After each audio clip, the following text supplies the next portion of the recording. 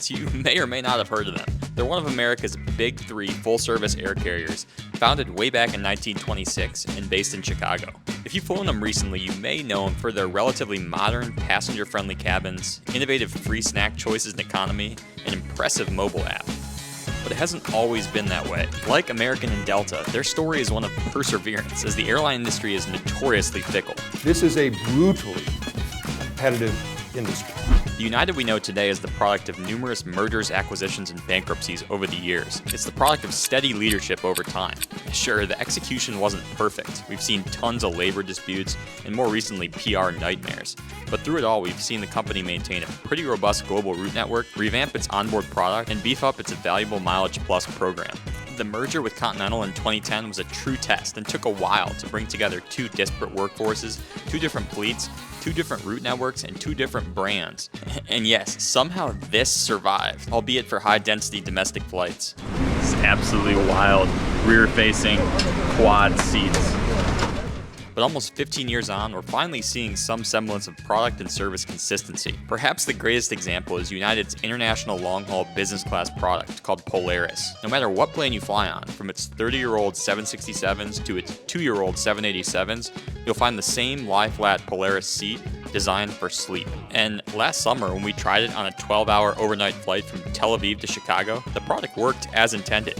The food was decent, and the Polaris lounge in Chicago was a more than acceptable way to cap off the journey. But that was on the modern 787 Dreamliner with its lower cabin pressure, mood lighting, and fancy dimmable windows. This time around, we're going to give it a go on the prehistoric Boeing 767. Now, I say prehistoric in the most endearing sort of way, as this plane has been a true workhorse for United over the years, offering it a financially viable way to serve smaller cities across the ocean, and to provide more frequencies to heavily trafficked destinations like London. Our smaller city du jour is Zürich, Switzerland, a 4,400-mile hop from the Windy City, which means we'll have just under 8 hours to see if Polaris still packs a punch on a 25-year-old plane. So sit back, relax, grab your gramophone and a deep dish pizza, and let's get on over to O'Hare.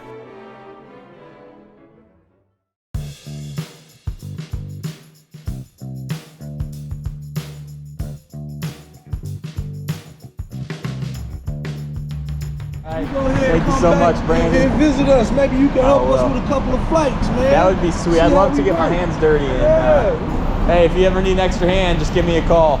So for those of you who don't know, I work in corporate at an FBO, and every time I travel, I try to visit the base just to meet the crew on the ground who make all the magic happen. Fantastic crew, and then they were able to give me a ride over from the FBO over to the main commercial terminal in one of the vans. So it was like me, I was the only person in like a 10-seater van, so that was awesome, and it was free too. So, but we're here at Terminal 1 checking in for our like 4 p.m. flight over to Zurich and then on to Mumbai. So quite the journey ahead of us, but let's get going. O'Hare is United's hometown hub, so they've got a massive presence here. Between Terminals 1 and 2, they operate around 500 flights per day to destinations as close as Milwaukee, only 67 miles away, and as far as Tokyo, a 6,300-mile flight. Anyhow, given how many passengers United has coming through here, you'd expect them to nail the service element and ground game. Our first interaction with the United employee was at the premier check-in desk. Do you have your passports on you? Yep. Oh yeah, I got my passport here.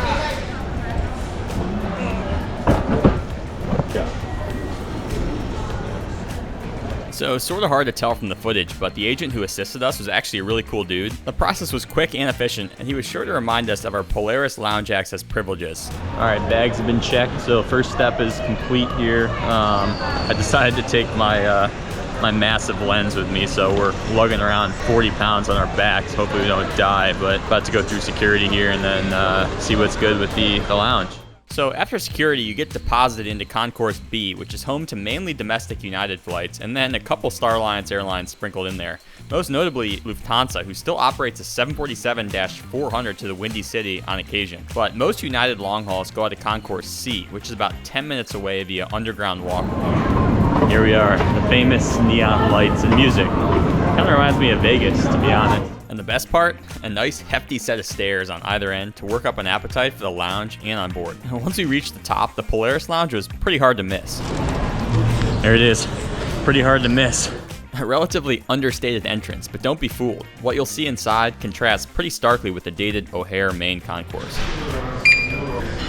All set? All right, thank you so much. Yep, I thank appreciate you. it. You're welcome. Thanks. So the first things I noticed were the multiple star-themed light fixtures and very upscale-feeling granite panels. In general, I think that the materials they used to build this place are just a little more high quality than your typical United Club. That theme translates into the furniture as well, with more of an emphasis on peace, privacy, and productivity. But given it was almost 2 p.m. and we hadn't eaten lunch yet, my dad and I were starving. And yep, it's a father-son trip, which I was really looking forward to, but more on that later. The Polaris Lounge houses a buffet as well as a sit-down restaurant, but we opted for the former for sake of efficiency. Everything is included though, so if you want a more formal experience, I'd definitely give the so-called dining room a go.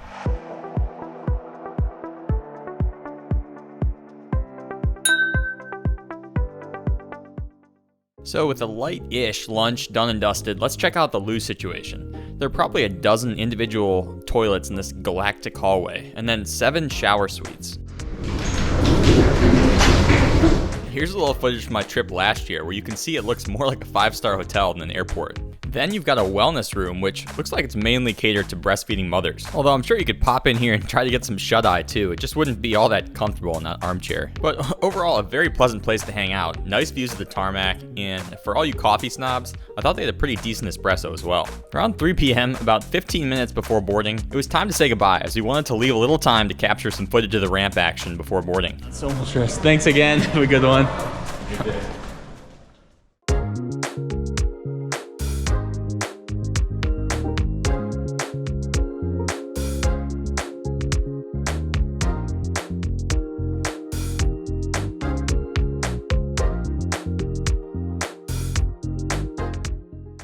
Alright, so just went on a little bit of a field trip down the Seacon course. Got the big unwieldy Sony A7 here, equipped with the telephoto lens. It's actually paying off so far, getting some really quality shots of the action outside. Stuff that would seem like kind of monotonous or boring, like loading planes, fueling planes, but the second you sort of stop and just notice what's going on, it's actually really, really cool how complex all the operations are. So shout out to all the ramp workers, fuelers, caterers, mechanics, and everyone else who makes an operation like this run smoothly.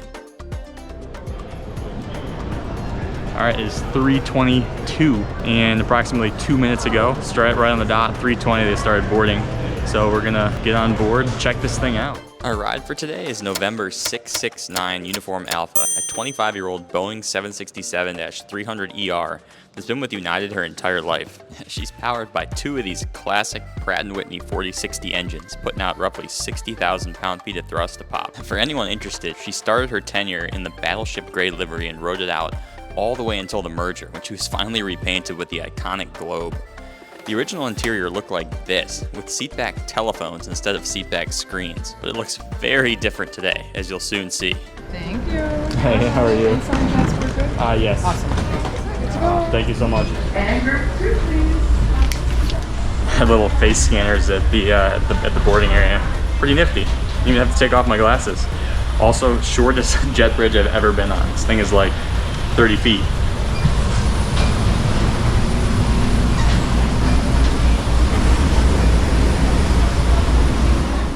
Before we get on board, I'm going to pause right here. Notice anything strange? There's no boarding door to be seen because it rolls up into the fuselage like a window shade. You won't find this on any other commercial plane today, to my knowledge. Hey, how are you? Hi, good. One minute. We're gonna go over there. Thanks so much. Our seat for today, 1 Lima, was pretty easy to find, just through the forward galley and to the right. It's one of the window seats, flush against the fuselage, so it's a very private feeling, and the benefit of row 1 is that you also get extra lateral space in the footwell since there's not another seat in front of you. Upon arrival at my seat, I was promptly greeted and offered a pretty generous pour of champagne. United service can sometimes be hit or miss, but I could already tell this particular crew member was good at his job. In terms of amenities, these Polaris seats come pretty well stocked with multiple pillows and multiple blankets, and even though United gets a ton of heat for some aspects of their business class experience, I think it's pretty hard to complain with their effort to make the bed situation as comfortable as possible, regardless of your preferences. We'd like to welcome everyone on board United Flight 3 with service to Zurich. Once they are airborne today, flight time will be 8 hours and 22 minutes. On behalf of your entire Chicago-based crew, we'd like to welcome you on board. Let's check in on our travel companion, see how he's doing. Just trying to see if you want. I got a duck appetizer, thinking maybe you would eat that. It's that or variety.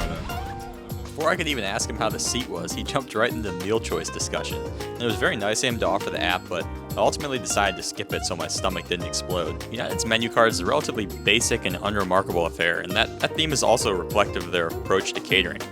Everything's on one page, none of the dishes have really fancy names, and there's no separate beverage menu. So we'll see how that bodes for the service itself, but for now, let's get pushed back for our roughly 10-minute taxi out to runway 28 right.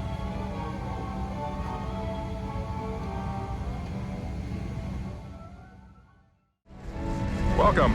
We're excited to have you aboard, and we appreciate your attention as we demonstrate the safety features of this aircraft. FAA regulation requires you to follow the instructions of our crew members and comply with posted and lighted signs.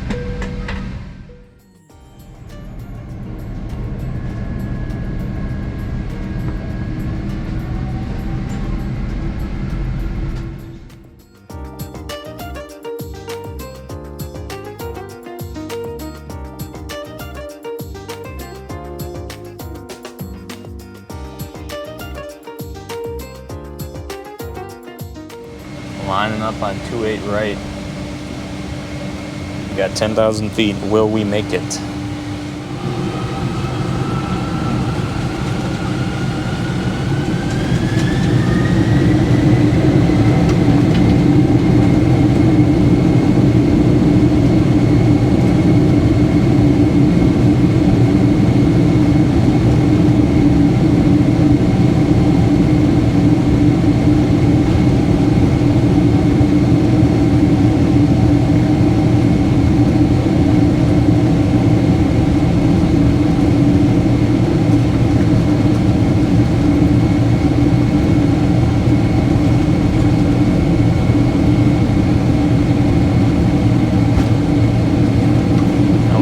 Quick.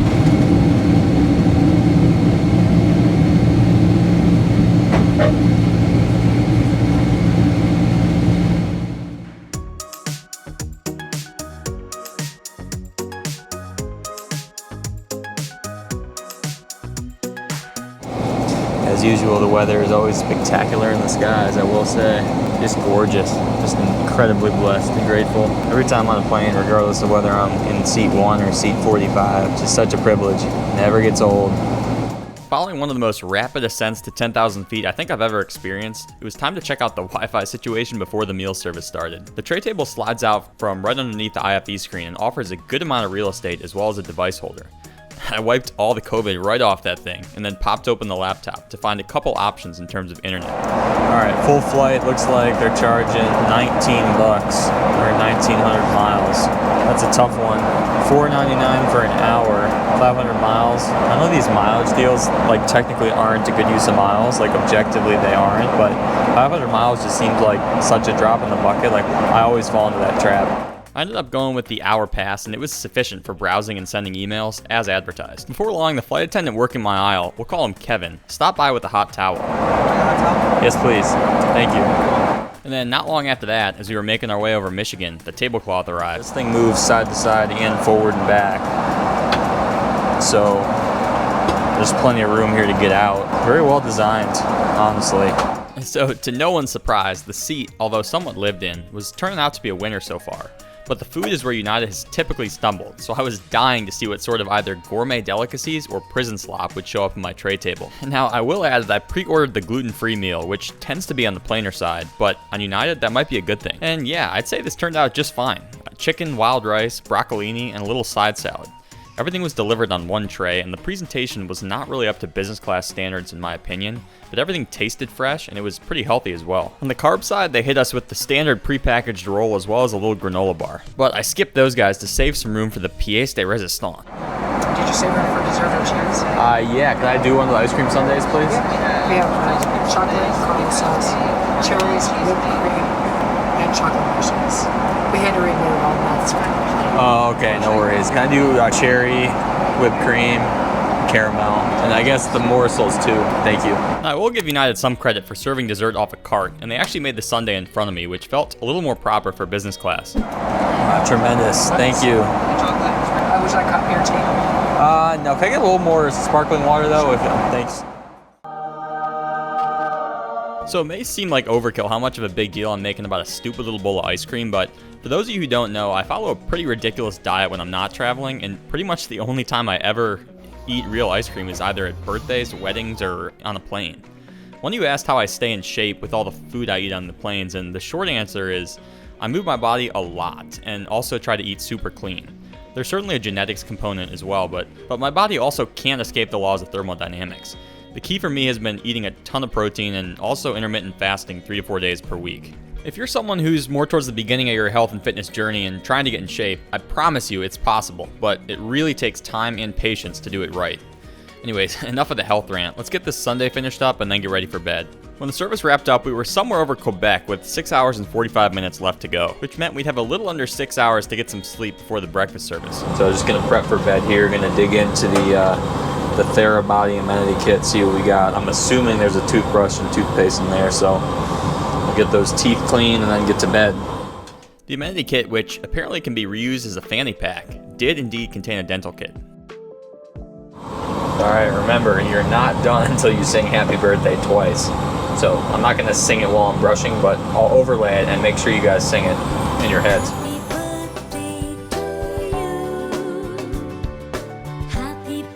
Alright, that's enough. Let's knock out a lav tour while we're at it. United's got 3 lavatories for this massive 46-seat business class cabin, ranking it fairly low on the list of business class products we've flown recently.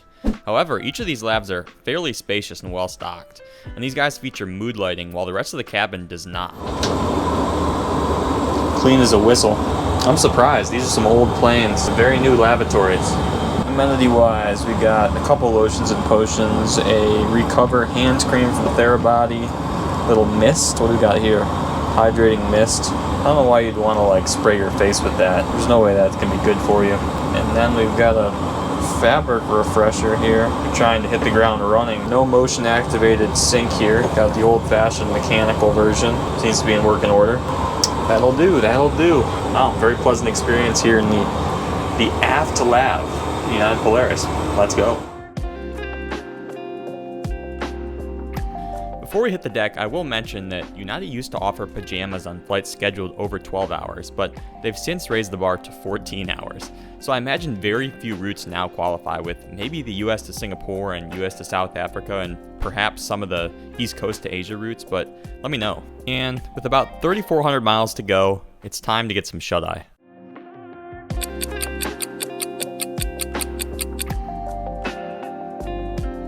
Not the greatest night of sleep, but I was certainly grateful to be horizontal. And you can't make this stuff up, guys. Literally the moment I started moving my seat, Kevin appeared to take my breakfast order. Good morning. Good morning. What's your horchata boots? If you got some, sure. You said there was a special gluten-free. Yeah, sure. I'll give it a try. Yeah. All right. Did you just leave gluten-free?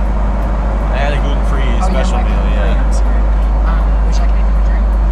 Can I just do sparkling water, please? Thank you. So it turns out they did have a special meal loaded for breakfast, so I was excited to see what that would be. And wow, look at this. Hands down, cleanest breakfast I've ever been served on a plane. Now, I get it. To most people, this would look incredibly sad, and it's far from the restaurant quality you'd expect in business class, but on a transatlantic flight where I just had a massive dinner like 5 hours ago, I very much appreciate something lighter and protein heavy. Oh yeah, what is that? Egg whites? I think they're just egg white bites. Oh yeah, no, that's. I just sleep, young fella. I never sleep on these planes. I just kind of laid there and I listened to some music. Yeah, I'm sure it was fun. It'll be an interesting day. And interesting it certainly was. To fill you guys in on the reason for this trip, my dad owns a manufacturing business and wanted to explore some geographic expansion opportunities in India. So we were off to Gujarat for a week of meetings and factory tours, which was ambitious to be sure. But in the business world, FaceTime and relationship building in person really matters, so we were glad we made the trek. Plus, it gave us an opportunity to try some awesome new airlines in the process: Swiss, Vistara, and Virgin Atlantic. And I've got reviews of all of them already up on the channel, so be sure to check those out if you're curious. But for now, let's get back to UA3, where we've just left our cruising altitude of 37,000 feet to begin the approach into runway 14 at Zürich Airport.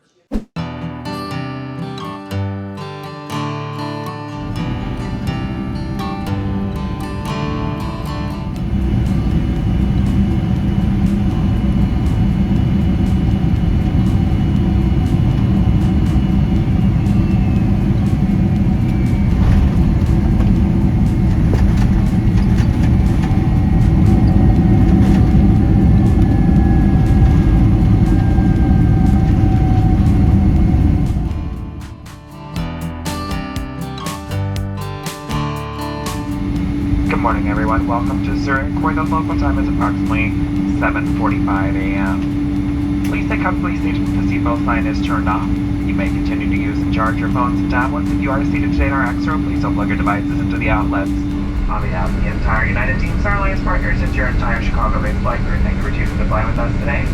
We hope that you've had a blessed experience. We look forward to serving you again on your next United flight. Good morning and welcome to Zurich. Alright, as we make our way to gate E42 on this excessively foggy morning in Zurich, let's recap the Polaris experience with United. Overall, I think it's a pretty balanced product and excellent value for what we paid, which was 88,000 United miles plus $23.90 USD. Keep in mind this is a one-way ticket from Chicago to Mumbai with another 8-hour business class flight on Swiss, so we effectively got each long-haul business class flight for 44,000 miles. If you were to book just this flight with cash, it would typically run you between $2,000 to $3,000 each direction, which is crazy, and definitely would not be worth it in my opinion. Anyways, highlights were the Polaris lounge, obviously, the seat, which isn't mind-blowingly good, but it's reliable and a known quantity at this point, and the service, from the ground staff to the flight attendants, who actually made me feel like I was flying the friendly skies. I realized the rather basic onboard catering may be a deal killer for some, but it didn't really bother me as the lounge food was excellent, and the special meal fit my diet well, even if it wasn't the most flavorful dish in the world. Tried and true 767 got us where we needed to be safely and on time, even if it was a little noisier than its newer counterparts. I'd say don't go out of your way to fly this legacy bird, but if it fits your schedule and the price is right, you don't really lose out on much, as it's the same Polaris seat as the 777s and 787s. Where the 767 does shine is back in the economy cabin, with that 232 layout and the widest seats in United's long-haul fleet. It ain't no Singapore Airlines, but it was enjoyable nonetheless, and it didn't break the bank. As always, thanks for coming along with me today, and I wish you the safest and happiest of travels wherever your journeys may take you. Auf Wiedersehen from Zurich.